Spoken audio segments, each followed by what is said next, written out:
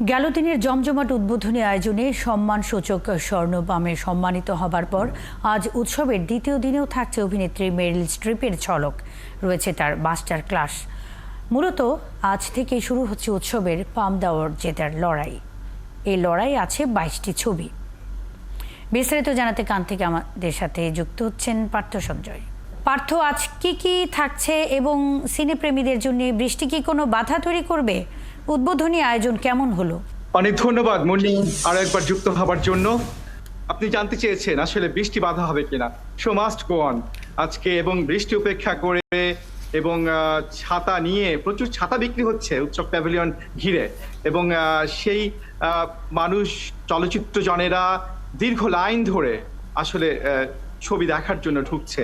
এবং আজকে প্রথম ছবি দেখানো হচ্ছে প্রতিযোগিতা বিভাগে জর্জ মিলারের ফিউরিসিয়া ম্যাড ম্যাক্স সাগা, এবং সেই ছবি 22টি প্রতিযোগিতা বিভাগে লড়াই করা 22টি ছবির মধ্যে একটি। এবং বৃষ্টি নিশ্চয়ই একটি বড় ফ্যাক্টর, সবকিছুতে বাগড়া দিয়েছে, কিন্তু কোনো কিছুই থামিয়ে দিতে পারেনি।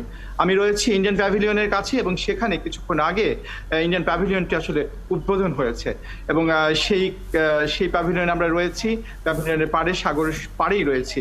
এবং আরো একটি বিষয় যেটা আপনি বলেই ফেলেছেন, এর মধ্যেই মেরিল স্ট্রিপ আসলে তার যে মাস্টার ক্লাস সেটি এখানকার সময় 2:30 অর্থাৎ বাংলাদেশ সময় সন্ধ্যা 6:30 অনুষ্ঠিত হবে। সে মাস্টার ক্লাসে মেরিল স্ট্রিপ কথা বলবেন, এবং সেটি নিয়ে যারা সেখানে রেজিস্ট্রেশন করেছেন তাদের ব্যাপক আগ্রহ রয়েছে। মেরিল স্ট্রিপ গেল দিন জানেন উদ্বোধনী আয়োজনে তিনি সম্মানসূচক স্বর্ণপাম পেয়েছেন। এবং একই সঙ্গে বলে রাখি যে আজকে আরো একটি ইস্যু, যে ইস্যুটা জেরবার উৎসব, সেটি হচ্ছে মিটু ইস্যু।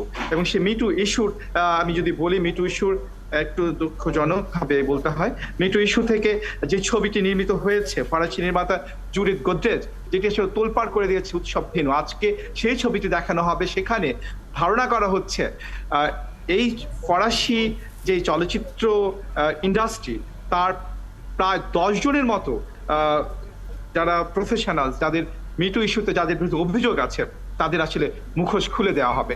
এবং সেই কারণে সঞ্জয়, অসংখ্য ধন্যবাদ যুক্ত হয়ে বেশ কিছু তথ্য জানাবার জন্য। সঙ্গেই থাকবেন কান চলচ্চিত্র উৎসবের দ্বিতীয় দিনের খবরাখবর নিয়ে পার্থ সঞ্জয় এতক্ষণ আমাদের সঙ্গে যুক্ত ছিলেন।